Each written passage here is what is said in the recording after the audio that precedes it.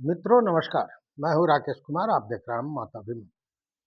मित्रों, नीतीश कुमार समृद्धि यात्रा पर हैं और वो सहरसा पहुंचे थे। और सहरसा में जो उनके निकटतम जदयू के मंत्री विजय चौधरी हैं, उन्होंने एक ऐसा बयान दे दिया कि बिहार की राजनीति में भूचाल आ गया। उन्होंने कहा कि आने वाले समय में भी बिना किसी हिचक के जो एनडीए की सरकार आएगी और जो भी सरकार बनेगी, हमारे मुख्यमंत्री जी के बिना बरदहस्त के और बिना उनके दिशा निर्देश के नहीं चलेगी। ये आप जरूर समझ लीजिए। अब इसके पीछे क्या कारण है और क्यों हड़कंप मच गया, जरा इसको समझिए। पहले सुनिए उन्होंने क्या कहा।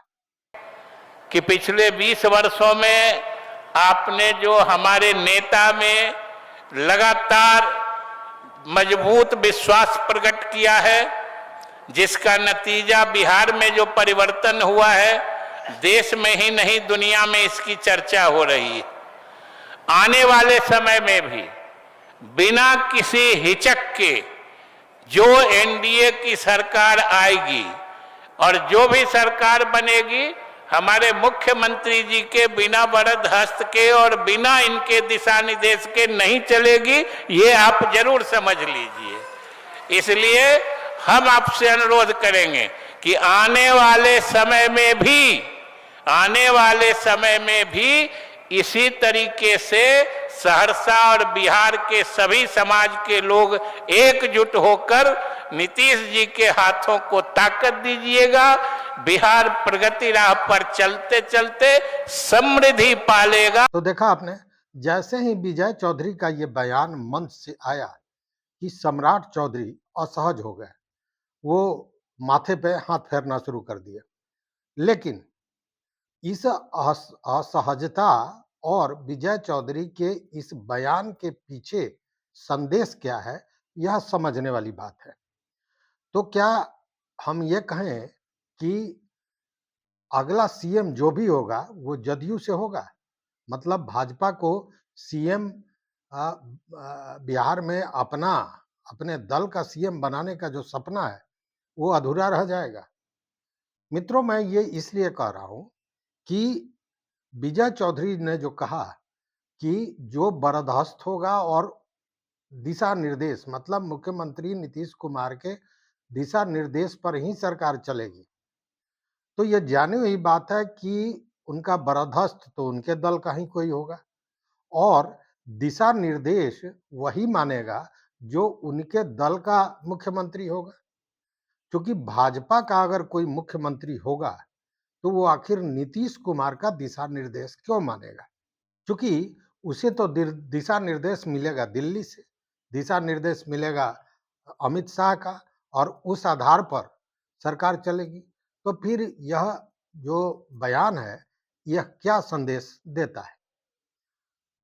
और इसी के चलते इस बयान के आते ही हड़कंप मच गया, एक तरह से राजनीतिक हलचल शुरू हो गई और लोगों में, तमाम जो भी राजनीतिक विश्लेषक है, वो कहना शुरू कर दिया कि भाई लगता है कि अब भाजपा का ये सपना पूरा नहीं होने जा रहा है। तो सवाल उठता है कि क्या नीतीश कुमार ही मुख्यमंत्री रहेंगे या फिर नीतीश कुमार जदयू के मुख्यमंत्री के रूप में निशांत की ताजपोशी करेंगे या फिर किसी दूसरे व्यक्ति को लाएंगे? अब देखिए, जदयू के कुछ युवा विधायकों का की एक टोली, एक ग्रुप, अघोषित ग्रुप, उसने तो बाज़ाब्ता बैठक की थी जिस दिन निशांत जदयू की सदस्यता ली थी, और बैठक करने के बाद उन लोगों ने स्पष्ट कहा था कि निशांत को ही सीएम बनाना चाहिए। और वो यही नहीं कहा था, उन लोगों ने यह भी कहा था कि जदयू के बेशर्त, बिना शर्त के जो सहयोग मिल रहा है केंद्र में, उसके चलते सरकार वहां चल रही है, इसलिए यहां भी हमको, मतलब निशांत को मुख्यमंत्री बनाया जाए। तो कहने का मतलब कि एक तरह से कलई भी खोली गई और एक तरह से अपनी मांग भी रखी गई। तो यह एक स्थिति बनी हुई है। मतलब कि निशांत के लिए पूरी तरह फील्डिंग की जा रही है।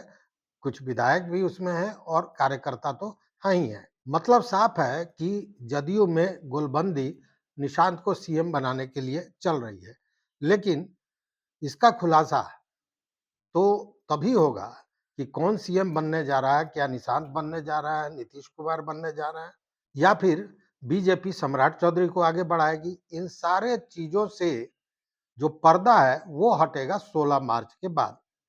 क्योंकि राज्यसभा का जो चुनाव होने जा रहा है इसमें मामला अटका हुआ है।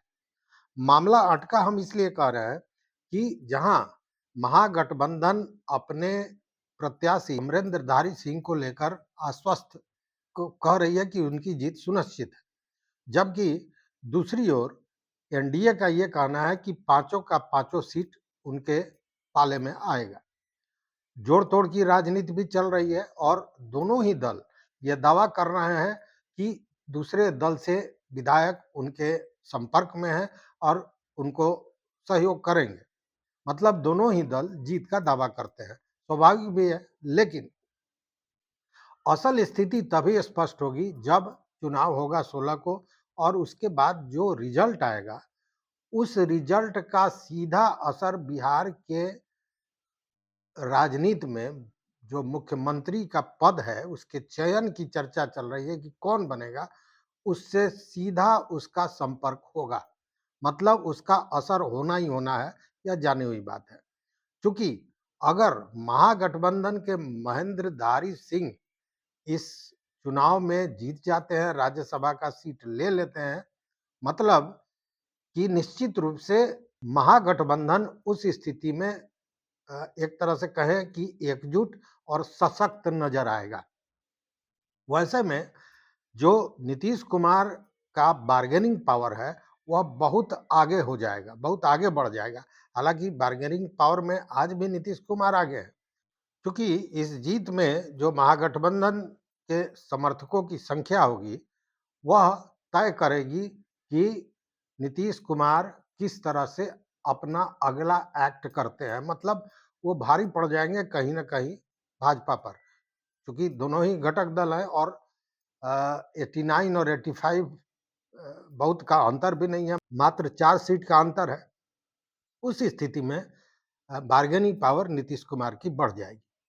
अब स्थिति यह बनेगी कि 122 की जो संख्या है वह नीतीश कुमार या तो देखिए उसके बाद क्या स्थितियां बन सकती है, 2-3 स्थितियां बन सकती है कि नीतीश कुमार खुद मुख्यमंत्री रहे या नीतीश कुमार निशांत को मुख्यमंत्री बनावे या किसी अन्य जदयू के व्यक्ति को बनावे या फिर वह भाजपा को मुख्यमंत्री बनाने के लिए अपनी स्वीकृति प्रदान कर दे। लेकिन जो आज विजय चौधरी ने कहा कि उनके बर्दाश्त और उनके दिशा निर्देश पर, इसीलिए यहाँ भाजपा के मुख्यमंत्री की बात बहुत पचती नहीं है, इसलिए कि भाजपा का कोई भी मुख्यमंत्री आखिर क्यों नीतीश कुमार का दिशा निर्देश मानेगा, जबकि उसको दिशा निर्देश देने के लिए दिल्ली में लोग बैठे हुए हैं। और आप राजनीति देख रहे हैं कि चुनाव के पूर्व से दिल्ली के ही दिशा निर्देश पर भाजपा बिहार में काम कर रही है।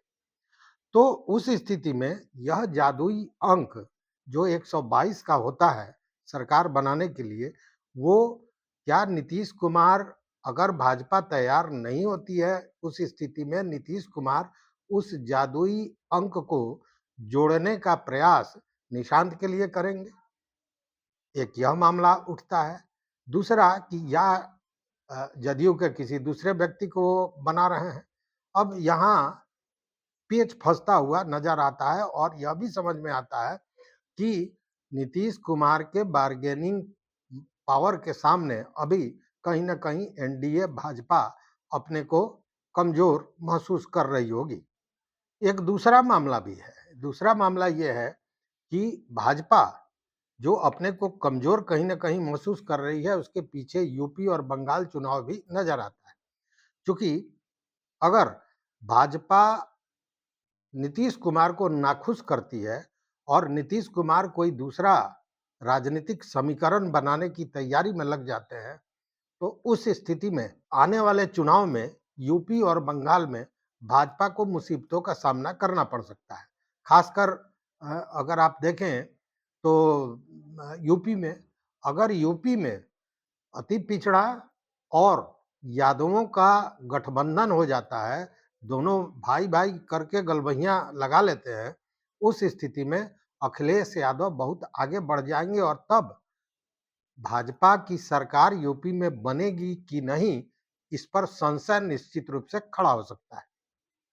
वैसी स्थिति में भाजपा नहीं चाहेगी कि नीतीश कुमार की बात को सीधे अस्वीकार कर दिया जाए। उनको मनाने का, उनको समझाने का प्रयास ज़रूर होगा, लेकिन सीधे उनकी बात को काट देने के पावर में, के स्थिति में अभी भाजपा नज़र नहीं आती है। तो क्या नीतीश कुमार की राजनीति अभी भाजपा पर भारी पड़ रही है?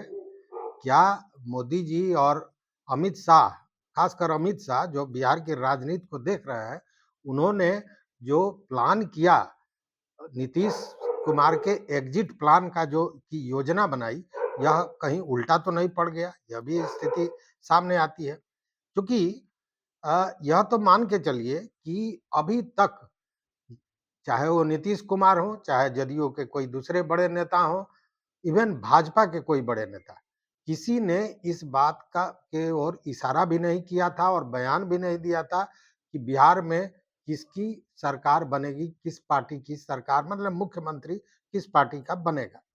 एक आध बयान आया भी था तो यह हुआ था कि मिल बैठकर बात करेंगे।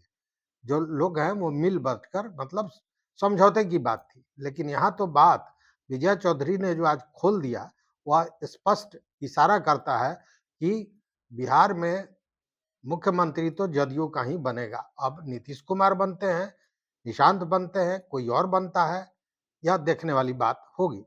और विजय चौधरी के इस बात को कहीं न कहीं अभी जो नीतीश कुमार की राजनीतिक स्थिति है, वह भी अ, संपुष्ट करता है, उसको मजबूती प्रदान करता है। इसलिए कि नीतीश कुमार ने जैसा ट्वीट किया था कि उनकी इच्छा है कि वो राज्यसभा में जाएँ, तो अगर इच्छा है और ये जानी हुई बात है कि वो जीतेंगे, चूँकि जीतना उनको किसी दूसरे के बदौलत नहीं है, भाजपा के बैसाखियों पर नहीं जीतना है, उनके पास 84 विधायक हैं और उस स्थिति में उनकी जीत सुनिश्चित है।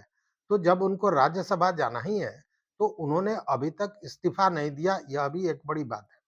क्योंकि यह बात इसलिए भी आती है कि आपको याद होगा लोकसभा चुनाव में जब रिजल्ट आया, तो आनन-फानन में कुर्सी को नीतीश कुमार ने छोड़ दिया था, इस्तीफ़ा दे दिया था।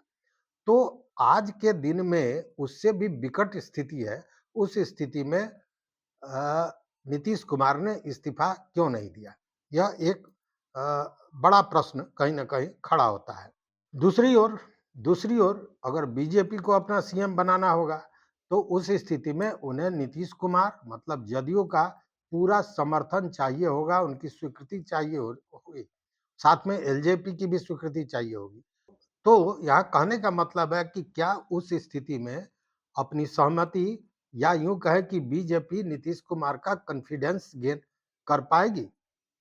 यह एक बड़ा प्रश्न है। मतलब कि सवाल बहुत हैं। कौन बनेगा सीएम? क्या नीतीश कुमार बनेंगे? क्या निशांत बनेंगे? क्या जदयू का कोई दूसरा नेता बनेगा? क्या सम्राट चौधरी बनेंगे? या भाजपा किसी नए व्यक्ति को लेकर आएगी? सवाल बहुत हैं, लेकिन इसका जवाब अभी नहीं है। जवाब कुछ स्पष्ट होगा 16 तारीख के बाद। अब 16 तारीख पर भी हो रहा है कि ये उसके दोस्त हैं, ये उनके साथ हैं, ये उनको समर्थन देने की बात कर रहा है। तो मित्रों, जो राजनीति है ये परिस्थितियों का खेल होता है और परिस्थितियों के आधार पर ही राजनीति बदलती है। और इसीलिए कवि किशोर ने कहा था कि राजनीति में मित्र कठिन है, स्व से उठा चरित्र कठिन है, किसी जुआरी के अड्डे पर वातावरण पवित्र कठिन है। तो कल क्या होगा यह कहना बड़ा मुश्किल है, लेकिन मित्रों, इन सारे सवाल के साथ जो परिस्थितियां हैं उसको दिखाते हुए हम इस वीडियो को समाप्त करते हैं और जानना चाहते हैं कि आपका मत क्या है, आपका विचार क्या है। तो देखते रहिए मत अभिमत। चैनल पर नए हो तो सब्सक्राइब कीजिए, लाइक कीजिए, दोस्तों के साथ शेयर कीजिए और अपना विचार जरूर दीजिए। बहुत बहुत धन्यवाद। कोटि आभार।